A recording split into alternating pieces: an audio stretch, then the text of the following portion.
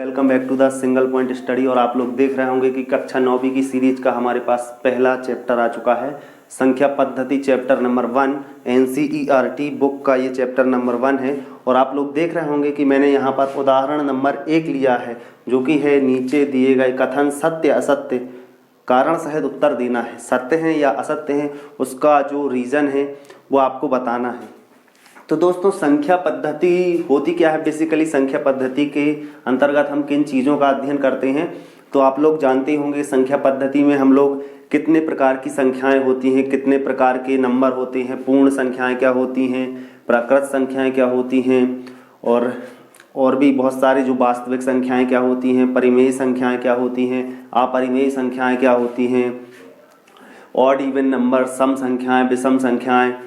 तो ऐसे जितने भी नंबर हैं हम लोग उनकी स्टडी ऑलरेडी कर चुके हैं। और जो भी चीज़ें हैं हम लोगों ने कुछ पिछले 1 या 2 लेक्चर में हम लोगों ने उस दौरान वहाँ पर पढ़ चुके हैं, जो कि मैंने जनरल टॉपिक के नाम से, टॉपिक का नाम नहीं दिया था लेकिन ऐसे ही बोल दिया था कि ये जनरल टॉपिक है। और ये जो जनरल टॉपिक आप लोग देख रहे होंगे, मैंने बोला था कि कक्षा 9वीं संख्या पद्धति, उसके पहले का जो टॉपिक था वो जनरल टॉपिक था। तो यहाँ पर हम लोग देखेंगे सबसे पहले, जो कि शायद ही YouTube के अंदर ऐसी चीज़ें बताई जाती हैं, लेकिन मैं आपको फिर भी बता रहा हूँ। और बेसिक से आपकी जो कक्षा 9वीं के एक एक एग्जाम्पल से लेकर मैं आपको हर चीज़ बताने वाला हूँ।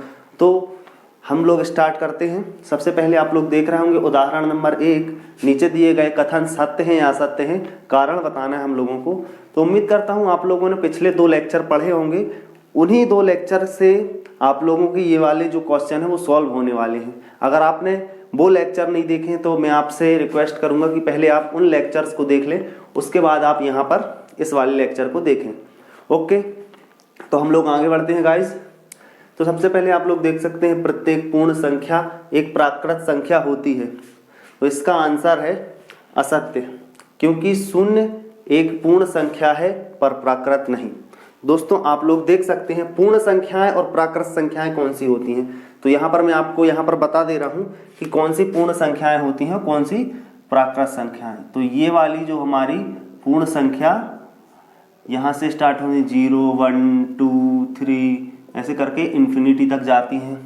और जो हमारी प्राकृत संख्याएं होती हैं दोस्तों, प्राकृत संख्या वो हमारी 1, 2, 3, 4 ऐसे करके इन्फिनिटी तक जाती हैं। तो दोस्तों, आप लोग इस बात को नोट कर लीजिए अपनी कॉपी में।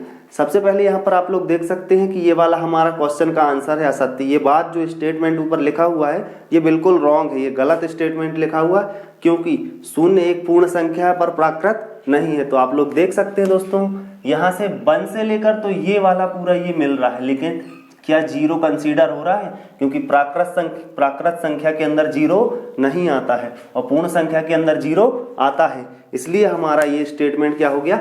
गलत हो गया। इसने बोला कि पूर्ण संख्या एक प्राकृत संख्या होती है, तो हम लोग बोल सकते हैं कि यहाँ पर 0 है नहीं, इसलिए जितनी भी पूर्ण संख्याएं हैं 0 को छोड़कर अगर बोलता, इस क्वेश्चन में अगर ऐसा बोलता कि 0 को छोड़कर जितनी भी पूर्ण संख्या है प्राकृत संख्या होती हैं, तो ऑब्वियसली इसका आंसर हमारा सत्य हो जाता।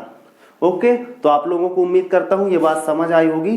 तो हम लोग मूव करते हैं अगले क्वेश्चन, अगले एग्जाम्पल की तरफ, जो कि हमारा सेकेंड एग्जाम्पल है। ये कक्षा 9वीं 9.1 MP बोर्ड का मैं पढ़ा रहा हूँ। तो आप लोग देख सकते हैं, प्रत्येक पूर्णांक एक परिमेय संख्या होता है। तो डियर फ्रेंड्स, आप लोग देख सकते हैं प्रत्येक पूर्णांक एक परिमेय संख्या होता है। दोस्तों, पूर्णांक क्या होता है? सबसे पहले तो ये बात समझने लायक है कि पूर्णांक क्या होता है। दोस्तों, मैं पिछले लेक्चर में आप लोगों के लिए आपसे इसलिए बोल रहा था जानने के लिए, क्योंकि वहां पर मैंने धन पूर्णांक, ऋण पूर्णांक और पूर्णांक सभी कुछ पढ़ा दिया है। तो आप लोगों को वहां से पहले क्लियर कर लेना चाहिए। फिर भी मैं आपको यहाँ पर इस लेक्चर में पूर्णांक के बारे में बता दे रहा हूँ। तो आप लोग यहाँ पर देख सकते हैं कि हमारे पूर्णांक जो होते हैं वो -इन्फिनिटी से लेके ऐसे जाते जाएंगे, और -3, -2, -1, फिर 0, और उसके बाद 1, 2, 3 ऐसे करके +इन्फिनिटी तक जाते हैं। तो -इन्फिनिटी से +इन्फिनिटी तक हमारे जो पूर्णांक होते हैं वो होते हैं।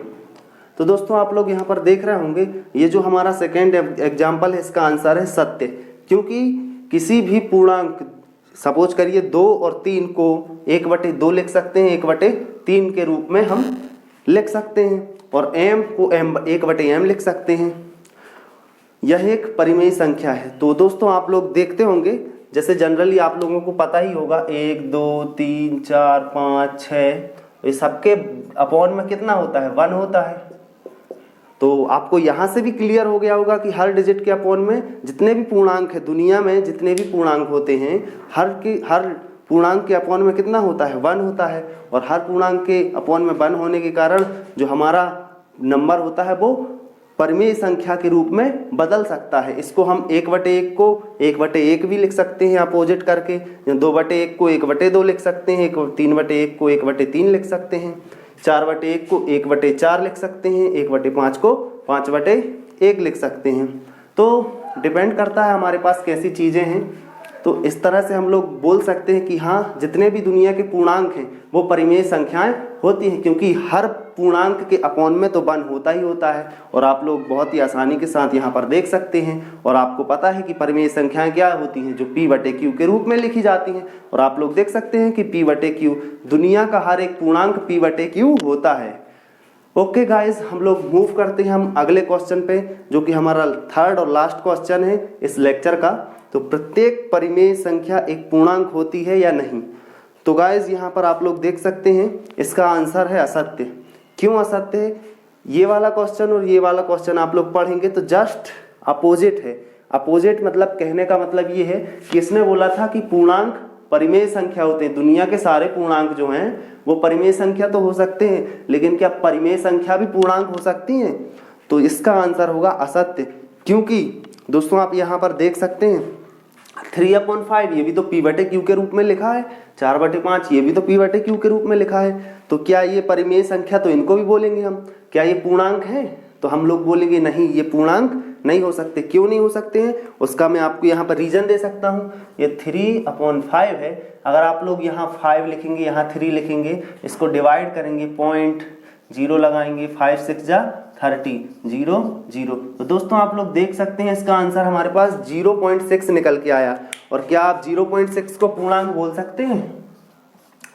ठीक है, तो गाइज आप लोग को समझ आया होगा। अगला एग्जांपल और देख लेते हैं हम लोग। यहाँ पर 4 लिखेंगे, यहाँ पर अंदर में बाहर साइड 5, यहाँ पॉइंट, यहाँ 0 और ये 8 बार में 40, 0 0।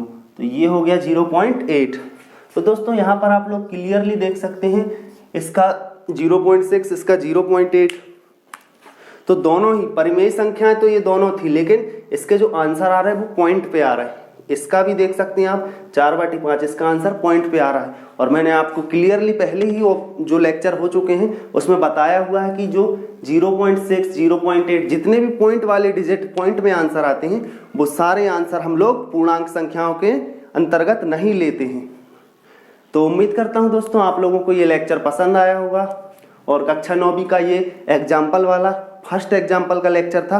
अब सेकेंड एग्जाम्पल का लेक्चर इस लेक्चर के बाद में लूंगा। ओके गाइज, तो आप लोग इसका स्क्रीनशॉट ले सकते हैं और समझने के लिए आप लोग इसको 1 बार 2 बार रिपीट करके देख सकते हैं। तो ओके गाइज, हम लोग मिलेंगे नेक्स्ट लेक्चर में। Thank you for watching.